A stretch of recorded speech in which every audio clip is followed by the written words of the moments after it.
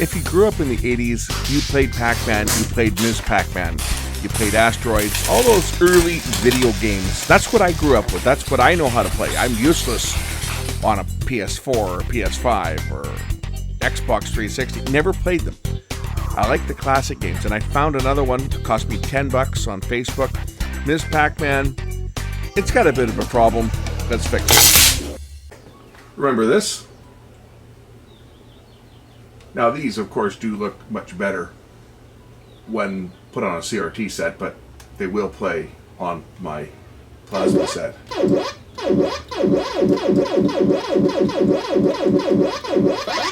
So this has the original Pac-Man and Super Pac-Man game built in.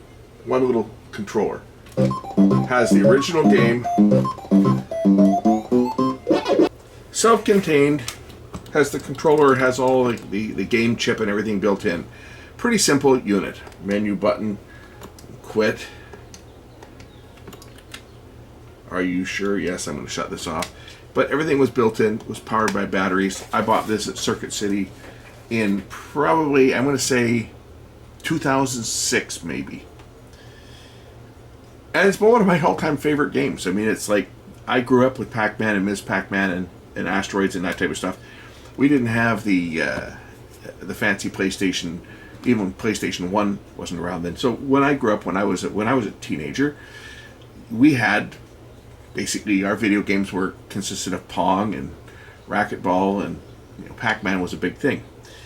So I've had this game. I've got a couple of these, and I just found another one. And the one I just found is this one. And this one takes it to an extra level because, see, the downside to this game is it's wired to the TV. You have to plug it in, and it's wired to the TV, which means that you're limited by how far you can go from the TV by the length of the cable.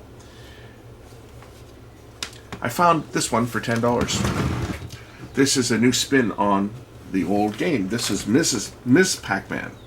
And I figured I'll try this one out and show you guys how this one works. But when I got it home, the guy that I got it from worked fine. But what I found is that it's really not working fine.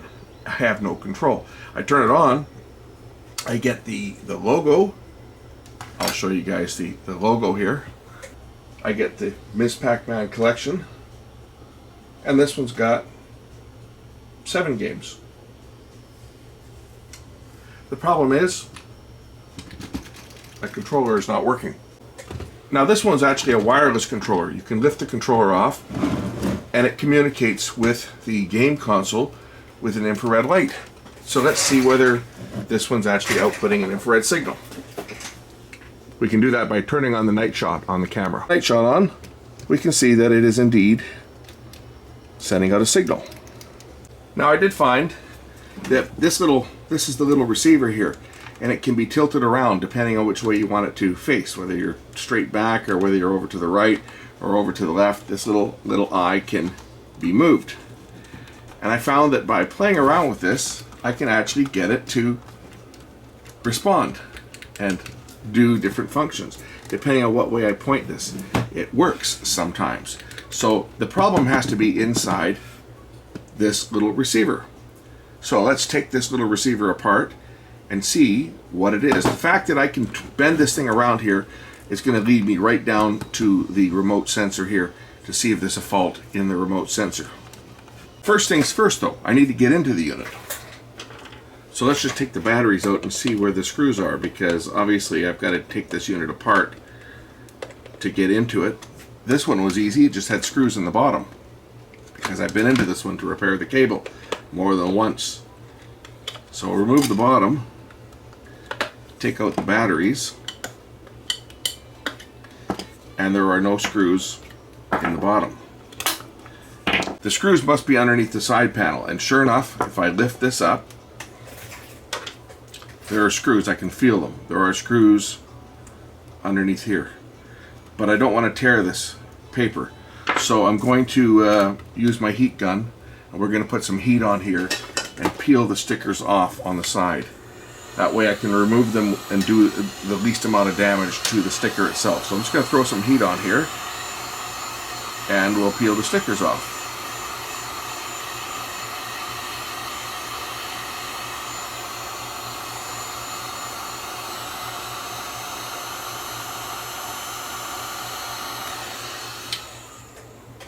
stickers removed.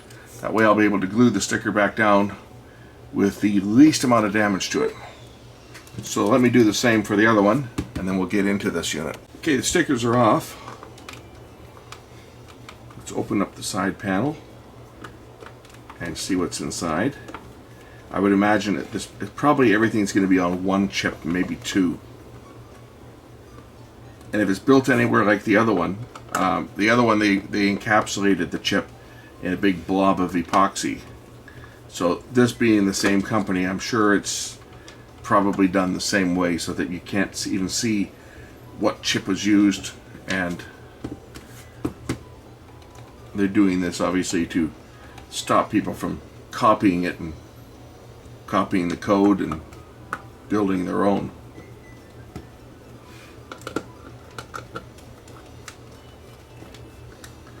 Which is kind of a way that many manufacturers did. They either sanded off the numbers from common parts, or if it was a custom chip, they would encapsulate it into a blob of epoxy. Okay, so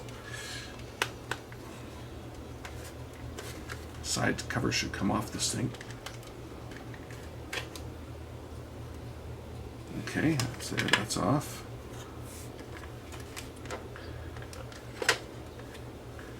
And that side cover is off.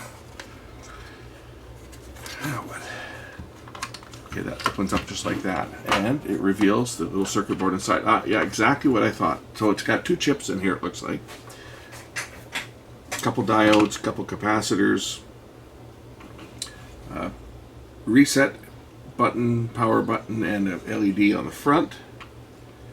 And this will be for the video output here. Don't know what this little circuit board in the back is for. There's a little circuit board back here. What's that got on it? It might even have another chip on it. NTSC or PAL? I guess there was two different versions available. But there's another little circuit board in the back here, and I don't know what it does. Whether it's just the interface for the wires or something. But I'll take the circuit board out and just look underneath it here. See what's underneath this circuit board.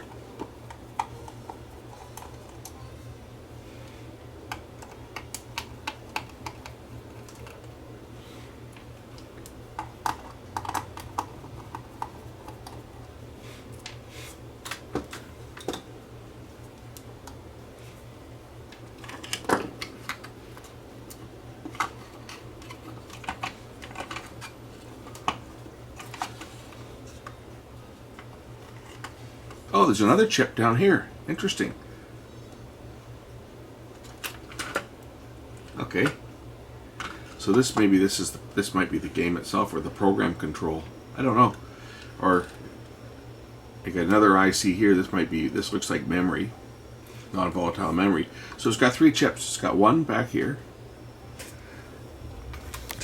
Get a close look at that one. Is there any numbers that we can decipher on here that are of any use to us? Probably not.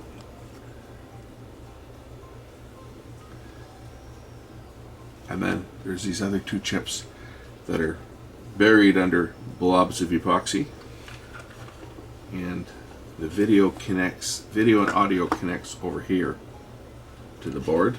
There's another little crystal. There's two crystals underneath here.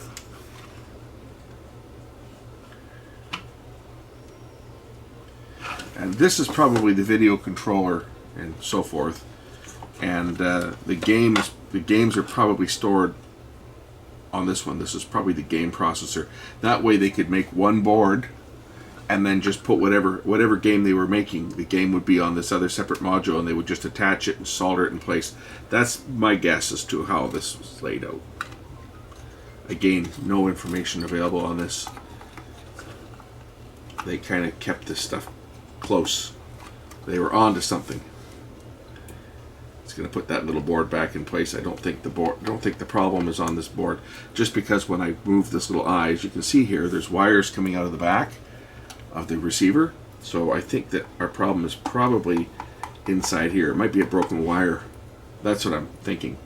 Just the fact that when I moved it one time, it worked, and then it stopped. If I could have kept it in that position, I probably would have left it there. But the fact that it worked for a second and then it stopped when I did this. right? So it could be one of these wires is broken. I'm going to go out on a limb and say it is going to be one of these wires that's broken. So this comes out, and there's a couple more screws on here, which means that we can probably take this in. Oh, right there, that wire. I think we found the problem. The white wire is broken, probably right where it bends. So let's just open this thing up.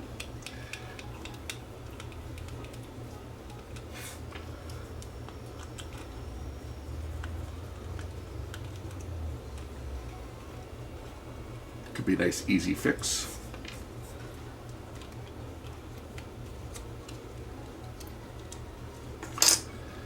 Okay, so this comes out.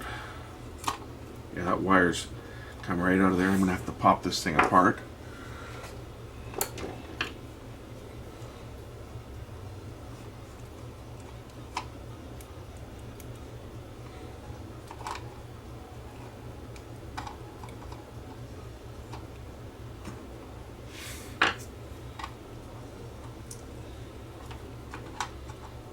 Glued together. Okay, where the heck's that wire go? I think it goes right here. Looks like it goes right onto that one there because there's no wire on there. I can see the purple wire going to this one, and the other wire looks like it's going to the middle terminal, which looks like it's got heat shrink tubing on it. And this one doesn't appear to have anything, so I have a sneaking suspicion that that's where the wire goes. Let's just turn on the soldering iron and we'll reconnect this wire to that terminal. And I guess what happened is the wire broke from just being moved, and when I turned the little eye back and forth, it was making a connection or not.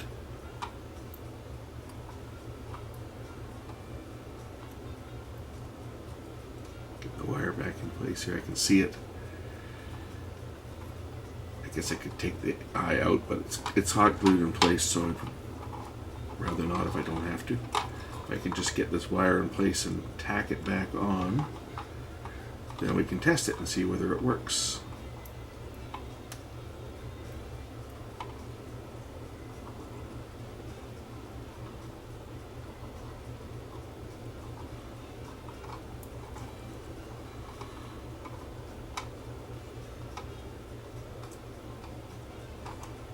I'll take apart the handset so you guys can see what's inside that as well, if you like.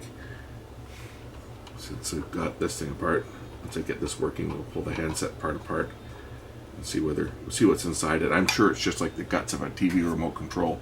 It's going to have an IC and some switches that send a signal just like a TV remote.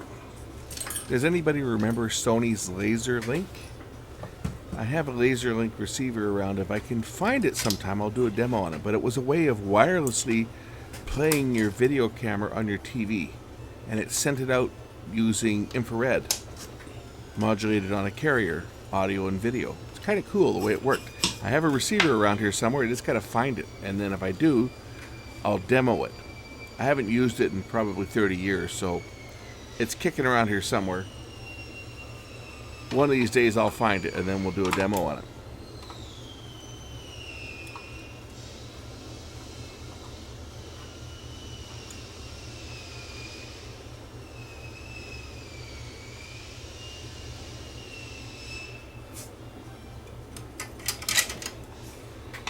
There, that should be reconnected.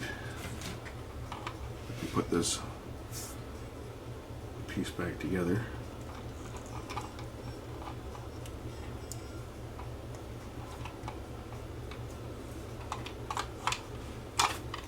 Alright, so let's just put this back in place like that, and drop the top on. I'll put some batteries in it. We'll see whether it works. Okay, that wasn't right. Okay, now try it. There we go. Alright, got a picture on the screen.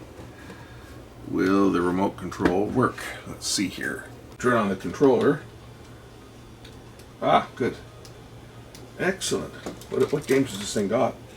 Let's just see what it does before I put it together. So it's got Ms. Pac-Man. We know which game that is.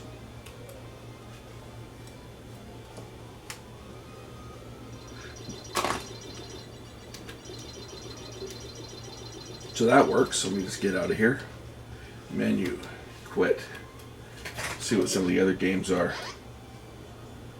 Pole position.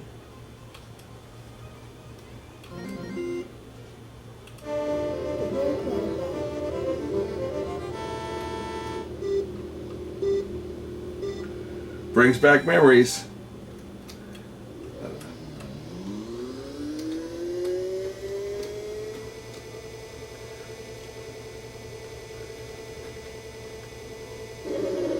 Oh, it's not. That's not working. What's not working on this thing?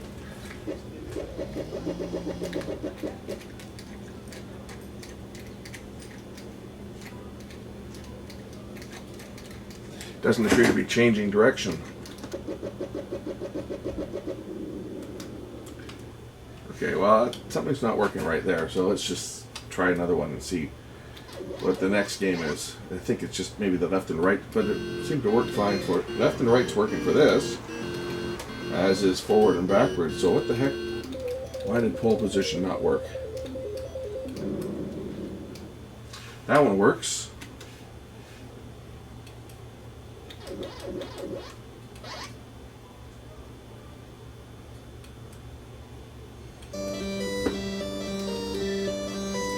Very basic games.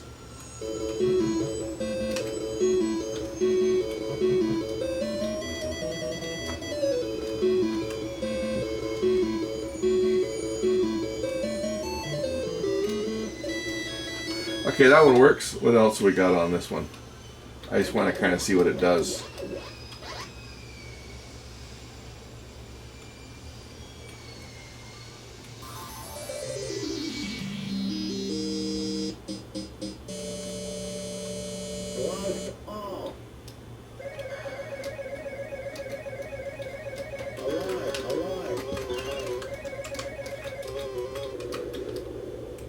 You really need to play this with an RGB monitor to get the best effect out of it. NTSC left a lot to be desired in terms of the resolution. I think I've used up all my ammo. I'm dead.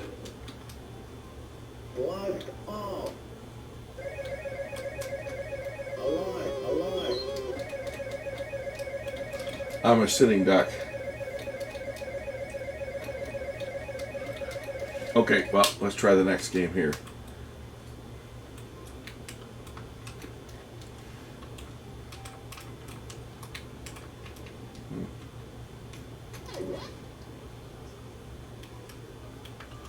Oh, this button's not working now. There, now it is. I think I got some sticky buttons on here. Press fire. Pressing fire. Fire's not doing anything.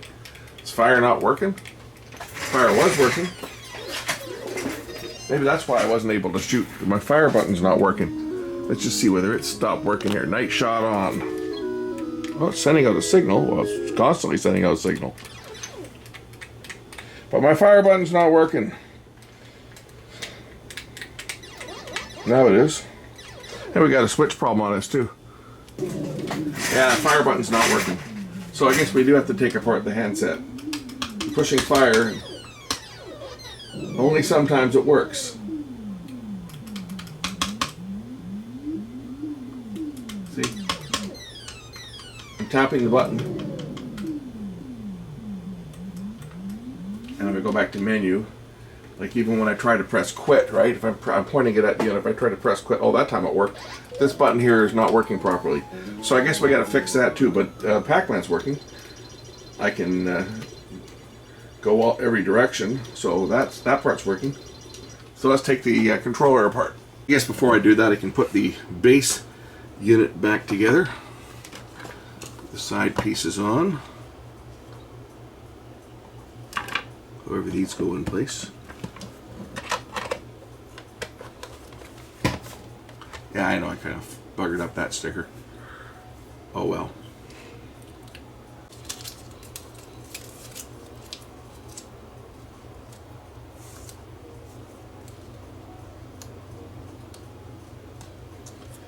Probably have to put some glue under here to make them stick, but yeah, I'll have to re-glue these. I don't think the adhesive on there is going to be good enough, but good enough for now, but I'll have to re-glue these. Alright, now we'll take this other one apart and see what's wrong with that fire button. This is the button here. Sometimes works, sometimes it doesn't. So this one looks like it'll come apart a little bit easier. It's got screws in the bottom here.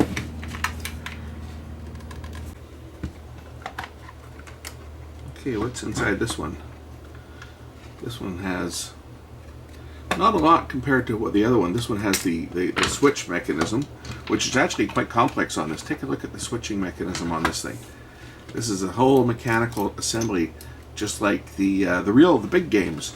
It's got like a spring isolation and spring control, and then it has 4, and they're not like your normal little switches. They're these like lever switches that get pushed. So there's 4 of them, 1 on each side. You can see them here.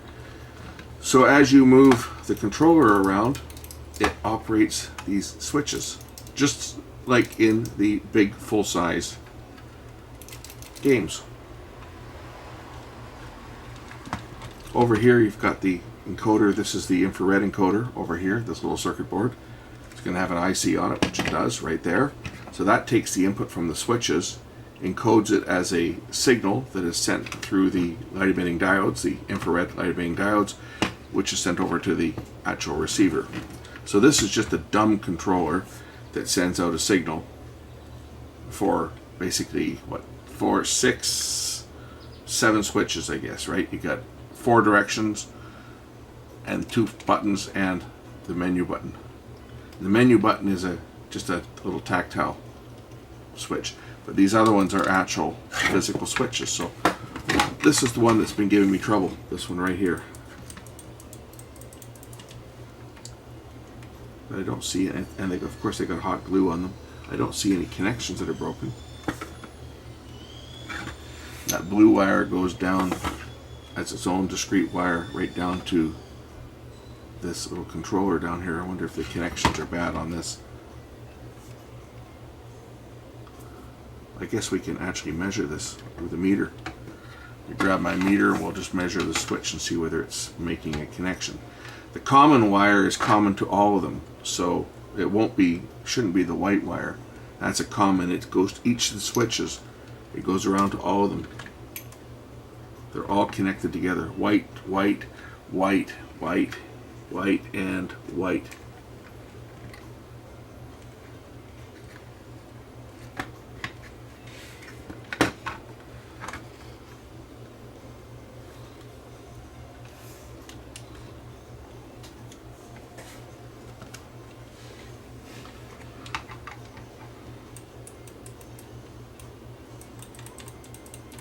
Yeah, see, it's still not responding. Is this on? Yeah, it's not on. Why not? Oh, what the heck? Now the power's off on this thing. The power's turned on, but I have no power.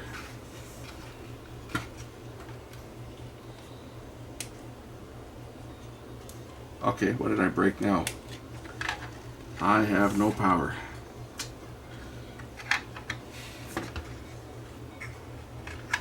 And the batteries are certainly connected. I didn't take them out. The batteries are still in the unit. So why is it not working?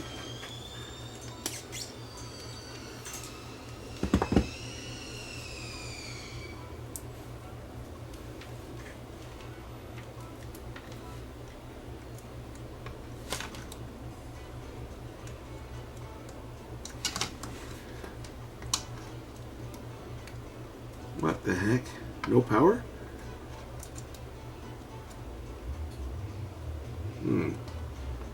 Maybe there's a problem in the battery compartment. I got no juice, like nothing left the batteries. Between this one and here, I've got -2 volts. What about this one in here?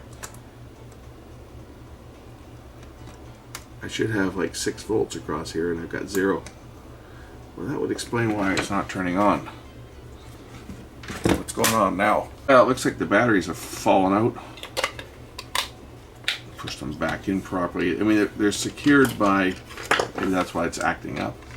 They're secured by a screw, and the screw was in. But one of the batteries had popped out. Okay, power is it on now? Yeah, now it works. Okay, let's just, maybe that was part of the problem.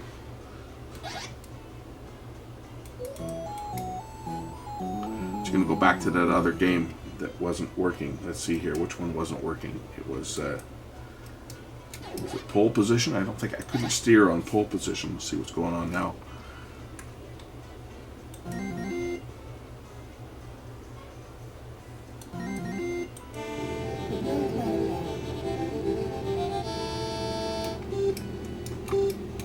Yeah, just peel the hot glue out of the way so that I can actually get a reading.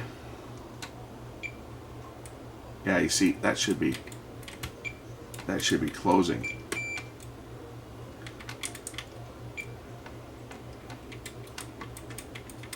It's not doing anything when I push the button down.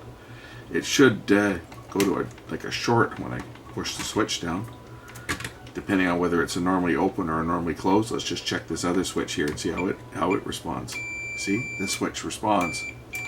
This switch here, this switch is not responding. So looks like I got a bad switch. Let's start by removing this switch and see whether I can fix the switch, or do I have to find another one. This is a standard switch, but I'm sure that something like this I could probably fix. If not, swap it for one of the other ones that's not used as much.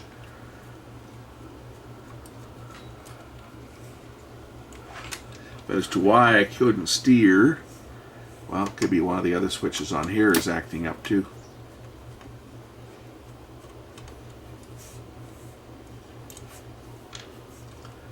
So the switch block comes down, and as you can see, it's just these two little push button switches here.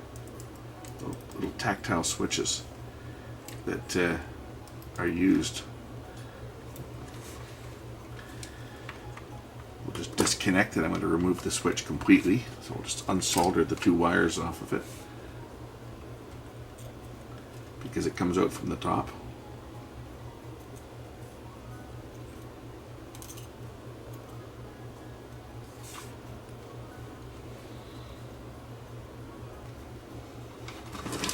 Okay, here's the switch.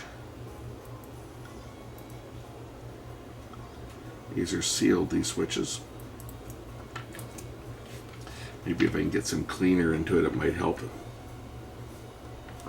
It's on the common and normally open contact, so the normally closed over here should have continuity, which it does, but the normally open does not. And if I push the button down, the normally open should, oops, push down the switch and the normally open should be closed. Easier said than done when you're trying to hold meter probes and hold the switch down at the same time. Maybe if I just put it on the bench and push it down, it will measure. And now it's measuring closed. Maybe there's a connection on it. I mean, sometimes it works. That's the thing, is sometimes it works, sometimes it doesn't. I wonder if giving this thing a shot of cleaner might get it to work a little better.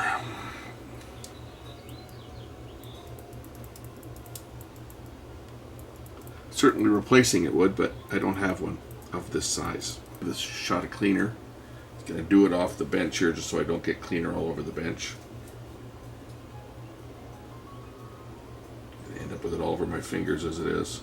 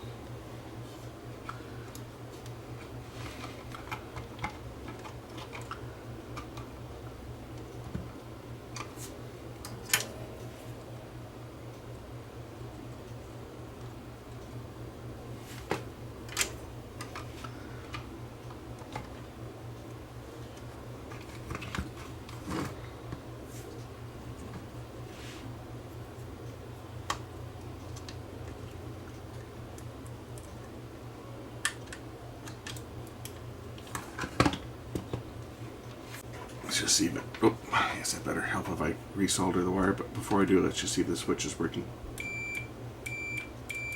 Okay, that switch is working now.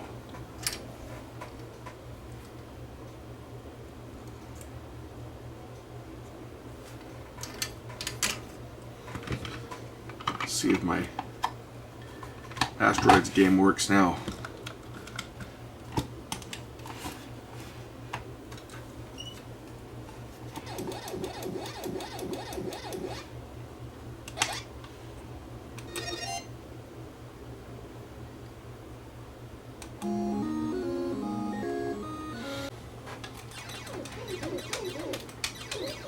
Okay, it's still working. It's ready to be working fine. This now.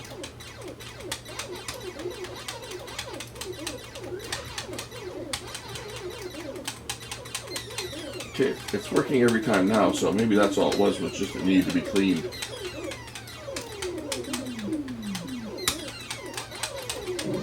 Oh, I'm dead. Let's go back to that other game that wasn't working. Which one was it? It was the pole position. See if pole position will work. Can I steer? I still can't steer. Still cannot steer left or right. So as I'm putting the control back together, this is quite the control. I mean, really, when I look at it, I'm looking at this thing and I'm thinking, okay, well, here's how the control operates. You know, when you pull it forward or backwards, it's operating the different switches, right? One switch there, one switch there, one switch there, one switch there. And I'm looking at it saying, why is there a spring on this control? I wonder if I can turn it. It turns as well. So not only does it have the 4 positions, left, right, up, and down, but it also has a turning control. I wonder if that will steer the car. Let's check it out and see if that steers the car. Okay, so let's see whether I can drive this thing now.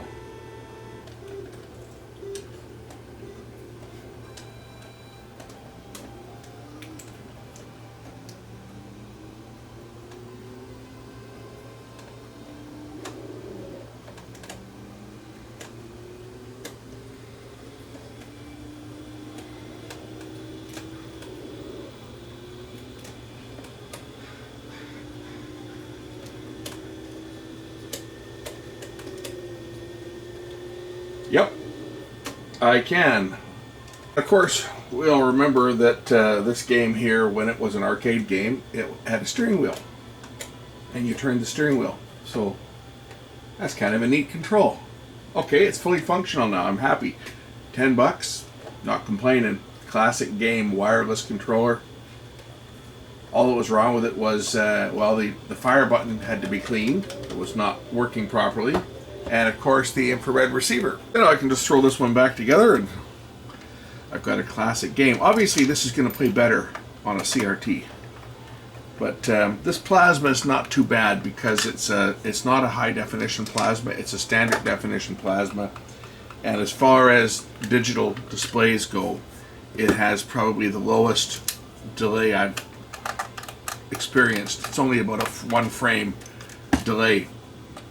So it's most LCD and plasma TVs. Well, a lot of the plasmas had a game mode on them. The Panasonic did especially. They had a game mode that you could put them in, which would